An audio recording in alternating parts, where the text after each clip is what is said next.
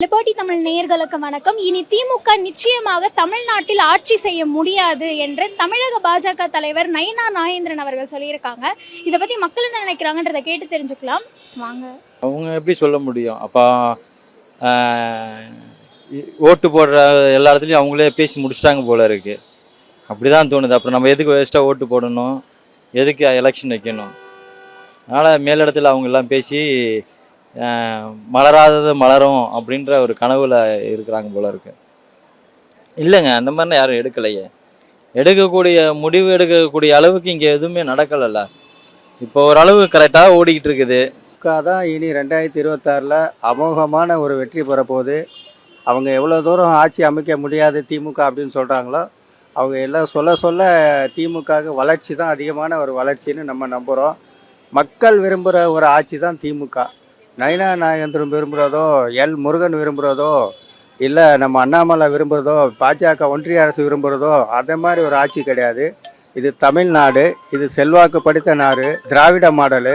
அதனால் திமுக தவிர ஆட்சி இனி யாரும் பண்ண முடியாது என்பதாக மிக உறுதியாக மக்கள் எல்லோரும் அவங்கள தான் விரும்புகிறாங்க. மதிப்புக்குரிய ஸ்டாலின் அவருக்கு அப்புறம் துணை முதல்வர் நம்ம உதயநிதி ஸ்டாலின் இருக்கார். குடும்ப அரசியல் கிடையாது, இது திராவிட மாடல் அரசியல். உண்மையாக இனி அடுத்த வருஷம் கண்டிப்பாக அவங்க தான் ஆட்சி அமைப்பாங்க. அதில் எந்த ஒரு மாற்று கருத்தும் கிடையாது. இவங்களால வாயை வச்சுக்கிட்டு சும்மா இருக்க முடியாதா? நான் தெரியாமல் தான் கேட்குறேன். வரவே முடியாதுனாக்கா எப்படி அது? தமிழ்நாட்டில் அசைக்க முடியாத ஆலமரம் திராவிட முன்னேற்ற கழகம். இதுக்கு அடுத்தபடியாக அவங்க அதிமுக. சரி, ரைட்டு, இவங்க 2 பேர் தான் மாறி மாறி வராங்க, வேறு யாரும் வர முடியாது. ஆனாலும் இதுக்கப்புறமும் நான் சொல்கிறேன், திமுக தான் வந்துக்கிட்டே இருக்கும். அதிமுக கூட வரதெல்லாம் 100 சான்ஸ் வாய்ப்பு கிடையாது. ஏன்னா ஏற்கனவே அதிரடியாக அவங்க போய் விழுந்ததுனால தான் அவங்க தோத்தாங்கன்றது தமிழ்நாட்டுக்கே தெரியும். இப்போ ரெண்டாவது அவங்க எதை வச்சு இவங்க கூட்டணி சேர்றாங்க? சரி, அப்படியே சேர்ந்தாலும் திமுக வர முடியாதுன்னு சொல்கிறதுக்கு இவங்களுக்கு எந்த விதமான அருகதையும் கிடையாது. அதை தான் சொல்கிறேன். அது இவங்க வராங்களான்னு பார்க்கலாமே.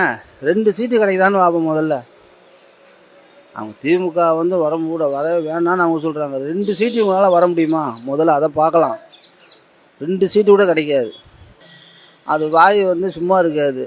ஏதாவது ஒன்று சொல்லணுமேனு சொல்கிறாங்க. ஏதாவது ஒன்று, அதாவது அரசியலுக்குன்னு ஏதாவது ஒன்று பேசணும்ல.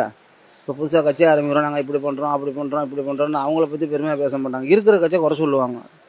இதுதான் காலங்காலமாக அந்த அரசியல்வாதிகிட்ட நடந்துட்டு வருது. அதே மாதிரி இவரும் எதோ சொல்லி பார்ப்போமேனு சொல்லி பார்க்குறாரு. இதெல்லாம் நடக்கிற சமாச்சாரமா? அவர் முதல்ல எந்த கட்சியில் இருந்தாராம்? திராவிட கட்சியில் தானே இருந்தார். அப்புறம் தானே எம்எல்ஏ ஆனார். இப்போது திமுக வேணான்னு சொன்னால் இப்போ சடனாக ராஜினாமா பண்ணிவிட்டு அடுத்து வர்ற தேர்தலில் அவர் பிஜேபியில் நின்று ஜெயிக்கிட்டோம். அதுக்கப்புறம் திமுக வேண்டாவா வேணுமான்றதை முடிவு பண்ணலாம். எல்லாம் எதனால தான் பேசுகிறாங்கன்னு இன்னுமே புரியல. அவங்க என்ன சாதனை பண்ணிட்டாங்கன்னு தெரில. திமுகவை நோண்டினே கிடக்குறாங்க. இவர் எம்எல்ஏ இருக்கும்போது என்ன எடப்பாடி கூட இருந்தார் இல்லையா? அப்போ இவர் எடப்பாடி டீம் என்ன சாதனை பண்ணிடுச்சு? இப்போது எல்லா வகையிலுமே நல்லதானே பண்ணின்னு வராங்க. இருந்தாலும் ஏதாச்சும் செய்யணும், எதனாச்சும் குறை சொல்லணுன்றது எதிர்கட்சியினுடைய சாபக்கேடு. அதை அவங்க சொல்லின்னு தான் இருப்பாங்க. அது வாய் சும்மா இருக்காது. ஏதாவது ஒன்று சொல்லணுமேனு சொல்கிறாங்க. ஏதாவது ஒன்று, அதாவது அரசியலுக்குன்னு ஏதாவது ஒன்று பேசணும்ல. இப்போ புதுசாக கட்சி ஆரம்பிக்கிறோம், நாங்கள் இப்படி பண்ணுறோம், அப்படி பண்ணுறோன்னு அவங்கள பற்றி பெருமையாக பேச மாட்டாங்க. இருக்கிற கட்சியை குறை சொல்லுவாங்க. இதுதான் காலங்காலமாக அந்த அரசியல்வாதிகிட்ட நடந்துட்டு வருது. அதே மாதிரி இவரும் எதோ சொல்லி பார்ப்போமேனு சொல்லி பார்க்குறாரு. இதெல்லாம் நடக்கிற சமாச்சாரமா? ஏன்னு கேட்டாக்கா, இருக்கிறதுலேயே இப்போதைக்கு ஒழுங்காக கரெக்டாக அது பாட்டில் சீராக ஒழுங்காக போயிட்டுருக்கு. எந்த குறைபாடும் சொல்ல முடியாது. குறை சொல்லணுனாக்கா உன் மேலே நான் 1000 சொல்லலாம், என் மேலே நீ 5000 சொல்லலாம். இதுதான். ஆனால் இவங்க வர முடியாதுன்னு சொல்கிறது அவங்களுக்கு எந்த ரூல்ஸுமே கிடையாது. முதல்ல இவர் யாருன்னு ரொம்ப பேர்த்துக்கு தெரியுமா? நான் தெரியும் யாருன்னு தெரியும். இப்போ பிஜேபியில் அவருக்கு தலைவர் போஸ்ட் கொடுத்துருக்காங்க. தமிழ்நாடு பிஜேபி தலைவர் தானே அவர். அதனால் வேணாக்கா ஒரு சிலருக்கு தெரியும். இவர் இதுக்கு முன்னாடி ரொம்ப பேர்த்துக்கு தெரியாது இவரை பற்றியே. அதான் சொல்கிறேன், ஏதாவது ஒரு எவிடன்ஸ் இருந்தால் தான் தெரியும்.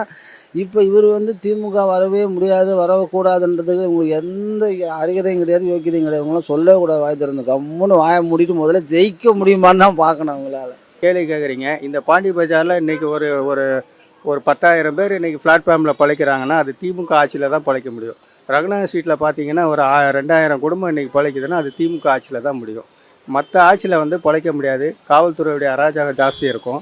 திமுக வந்து தன்னுடைய ஃப்ரீயாக விட்டுருக்குறாங்க. மக்கள் பொழைக்கட்டும், அதில் யாரும் கை வைக்காதீங்க, ஏழைங்க பொழைக்கட்டும் அப்படின்றதுக்காக விட்டுருக்காங்க. இன்றைக்கி ரோட் ஷோ போகிறாரு மக்கள் மத்தியில். எந்த முதலமைச்சரும் மக்களோட மக்களாக நம்ம சந்தித்ததை இது வரைக்கும் பார்க்கல.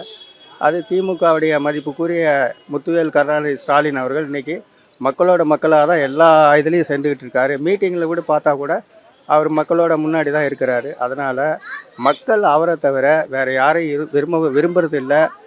2026 அமோக வெற்றி அவங்க தான் பெறுவாங்க. மக்கள் எதனால திமுக ஆதரவளிப்பாங்கன்னா, நீங்கள் நிறைய விஷயம் இருக்குது. இப்போ வந்து அவங்க கொண்டு வந்த மகளிர் திட்டங்கள், பஸ்ஸு இலவச கல்வி திட்டங்கள் இருக்கும், 1000 ரூபா ஊக்கத்தொகையாக இருக்கட்டும். அதுக்கு அடுத்து வந்து பாதுகாப்பு, இப்போ பெண்களுக்குன்னு தனியாக ஒரு பிரிவு ஒன்று ஓப்பன் பண்ணி அதை வச்சுருக்குறாங்க, அதுவாக இருக்கட்டும். அந்த மாதிரி சொல்லிக்கிட்டே போகலாம். பல விஷயங்கள் அவங்க செஞ்சுக்கிட்டு தான் இருக்கிறாங்க. இப்போ வந்து இதில் ஒரே ஒரு டிஸ்பாயிண்ட் வந்து என்ன ஆயிடுச்சுன்னு சொல்லி கேட்டிங்கன்னா, இப்போ வந்து பேங்க்கில் வந்து அந்த உடனடியாக அந்த கடன்காரங்களுக்கு ஒரு திட்டம் கொண்டு வந்திருக்காங்க பாருங்க. அதை மட்டும் அவங்க கொஞ்சம் வாபஸ் வாங்கிட்டாங்கன்னா, அது கொஞ்சம் பரிந்துரை பண்ணாங்கன்னா நல்லாயிருக்கும். இதெல்லாம் எப்படி பேசுகிறதான் நம்ம சொல்லலாம், அதெல்லாம் வந்து தப்பாகி போயிடும். பேசுகிறாருன்னா அவர் பேக்ரவுண்டு வந்து பெரிய கட்சி இருக்குது, நாட்டையே நாங்கள் தானே ஆள்றோம், இது மட்டும் என்ன அப்படின்ற ஒரு இதுவாக இருக்கும், தலைக்கணமாக இருக்கும். அந்த தலைக்கணத்தை உடைக்கக்கூடிய இடம் தமிழகமாக இருக்கும். நல்ல கவலை இல்லை, மீண்டும் உடைப்போம். என்னம்மாங்க மக்களுக்கு என்னம்மா உங்களுக்கு குறையா தெரியுது? இப்போது ஏதாச்சும் குறை தெரிஞ்சு செய்யலை அப்படின்னா தான் நம்ம திட்டலாம், இல்லை எதிர்ப்பு தெரிவிக்கலாம். இன்னுமே அது மக்கள் விஜய் கூட சொல்லலையே திமுக இந்த இது அப்படின்னு சொல்லலையே. இவங்க கண்ணுக்கு மட்டும் எப்படி தெரியுதுன்னு தெரியல, பிஜேபி காரணங்களுக்கு மட்டும். ஏன்னா இவங்க செய்கிற தப்பு மற்றவங்க யாரும் கண்டுக்கூடாதுன்றதுக்கோசம் இவங்க அந்த மாதிரி செஞ்சுன்னுக்கிறாங்கன்னு நினைக்கிறேன். அவங்க நல்லது செஞ்சுக்கிறாங்கன்றது அவங்க மனசில் பதிஞ்சிருக்கிற காரணத்தால் அவங்க திமுக வர வைக்கணும்னு அவங்க நினைக்கிறாங்க. பொதுமக்கள் கல்வியில் எடுத்துக்கலாம், விளையாட்டுத்துறையில் எடுத்துக்கலாம், அப்புறம் மருத்துவத்துறையில் எடுத்துக்கலாம், பஸ் வசதிகள்லாம் பாருங்கள். இப்போ இதெல்லாம் மக்களுக்கு தேவையான சமாச்சாரம் தானே. அதெல்லாம் நல்ல அந்த வகையில் அதை அனுபவிக்கிறவங்களாம் தெரியும், நம்ம சாதாரண ஆளுக்கெல்லாம் தெரியாது. ஒரு கல்விக்கு போகும்போது என்னென்ன சலுகை கொடுக்குறாங்க, மாதம் 1000 ரூபாய் எவனா தந்துருக்காருனா. அதனால் இவங்க சரி ஒன்றுன்னு இப்போ எவ்வளோ தொழிற்சாலை வந்திருக்குது தமிழ்நாட்டுக்கு. இவங்க 4 வருஷம் ஆண்டன்னு சொல்கிறாங்க இல்லையா, எடப்பாடி குரூப்பு. எத்தனையாச்சும் ஒருத்தராச்சும் வந்து இங்கே தமிழ்நாட்டில் பலான தொழிற்சாலை எங்களால் உருவாக்கணும்னு சொல்ல முடியுமா? அப்போ அது இவங்க செய்கிறாங்கன்னா ஸ்ட்ரெயிட்டாக ஒரு தொழிற்சாலை திறக்கிறாங்கன்னா ஒரு 1500 பேர், ஒரு சுமார் சிம்பிள் ஒரு 100 பேருக்கு நேரடி வேலை, அவங்கள சுற்றி ஒரு 200-300 பேருக்கு மறைமுக வேலை. அதுதானே வளர்ச்சி. இப்போ இதெல்லாம் செஞ்சுன்னு இருக்கும்போது இவங்க நல்லா செய்யலைன்னா என்ன? பிஜேபிக்கு அவர் புது தலைவராக இருக்கார்ல, அவர் பேசி தானே ஆகணும். அவர் பேசலைன்னு சொன்னால் அப்புறம் எல்முருகன், அடுத்தது அண்ணாமலை, அப்புறம் நயினானந்துக்கு அப்புறம் இப்போ நம்ம தமிழிசை சௌந்தரராஜன் மதிப்புக்குரிய அவங்க வந்துடுவாங்க. அதனால் அவர் பேச தான் அவங்களுடைய வளர்ச்சி அதிகமாகுமோ தவிர பிஜேபியுடைய வளர்ச்சி தமிழ்நாட்டில் அதிகமாகும்னு சொல்ல முடியாது. அவங்களுடைய வளர்ச்சி கண்டிப்பாக அதிகமாக இருக்கும். அவங்களுக்காக தன்னை தக்க வச்சுக்கிறாங்க, தன் பாதுகாப்பு அரசியலை அவங்களுடைய பதவியை தக்க வச்சதுக்கு பேசினா தான் அது வேலை நடக்கும். அதனால் அவங்க பேசுகிறாங்க.